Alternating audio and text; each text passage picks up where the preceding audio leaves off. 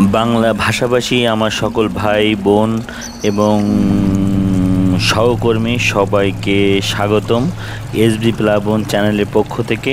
আজকে নতুন আবার একটা কবিতা নিয়ে আপনাদের সামনে হাজির হয়েছি। আমি জানি না আমার পুরানো কবিতাগুলো আপনাদের কতটা ভালো লেগেছে, কিন্তু আপনাদের সমর্থন দিয়ে ধীরে ধীরে পাচ্ছি, এর জন্য আপনাদেরকে অসংখ্য অসংখ্য ধন্যবাদ। আমি আশা করব যে আপনার বাংলা ভাষাকে, বাংলা ভাষার কবিতাকে এবং কবিদেরকে সহযোগিতা করবেন এবং বাংলা ভাষাকে আমাদের মর্মে হৃদয়ে চিত্তে ধারণ করে বাংলাকে তার পুরানো মর্যাদা ফিরিয়ে আনতে সাহায্য করবেন। সুতরাং আজকের কবিতা হলো বিকাশ সমবেত মা। কি এখন করি বলতো এ মৃত অন্ধকারে, দেয়ালে টানানো সকল ছবি অস্ফুট এক একটা স্বপ্ন রাশি। ঘুম থেকে উঠব কি না ভাবতেই মনে আসে দুঃখের হাসি। কারণ মা যে এখন আমার নেই। বাঁকানো চোখ, ঈষৎ অকথিত ক্ষণকাল, পচপচে যে সুবাস আসছে তা তো আমারই কর্মফল। সামান্য প্যান্ট ছোট করতে যে কি কষ্ট বাজারে এসে আজ তা জানলাম।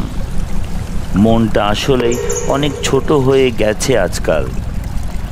বাস্তবতা ও কল্পনার পার্থক্যটা অনেক আগেই হারিয়েছি। মাঝে মাঝে ঈর্ষা হয় হিরো আলম রে অথবা মামুন রশিদ রে, সেই সব অতি পুরুষের আখড়ায়। তুমি এসে হঠাৎই আদর করলে কেন জানি আবার ফিরে পাই মৃত জীবনটায়।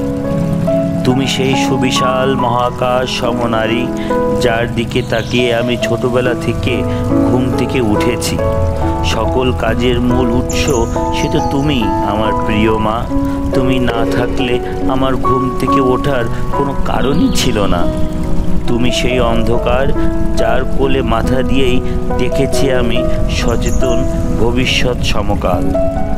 আর প্রার্থনা করছি তুমি পরিপূর্ণ গ্রাস করো আমাকে, সম্পূর্ণভাবে গ্রাস করো আমার ভবিষ্যৎ, আমার স্বপ্ন, আমার ইহকাল, আমার পরকালকে।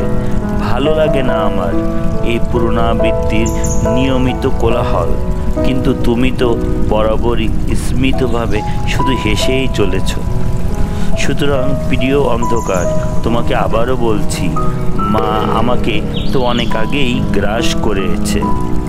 এখন তাই তোমার সীমিত সসীম ভয় আমাকে কি আর হারাবে। মাকে নিয়ে লেখা কবিতাটা অনেক মানুষের একটা অনুপ্রেরণা, অনেক মানুষের দুঃখের জায়গা, কষ্টের জায়গা।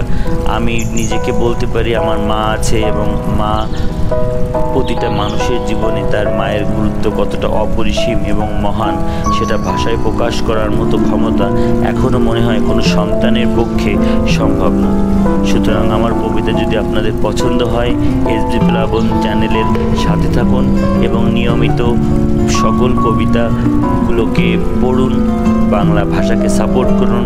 এবং আমার কবিতা নিয়ে যদি আপনাদের কোনো মতামত থাকে, কমেন্টস থাকে, কোথায় পরিবর্তন করা উচিত, কি নতুন অনুশাসন করা উচিত, বা কোন বিষয়ের উপর কবিতা লিখলে আপনাদের পছন্দ হবে, আপনারা সেটা শুনতে আগ্রহী, আপনাদের মতামত আমার জন্য অত্যন্ত গুরুত্বপূর্ণ।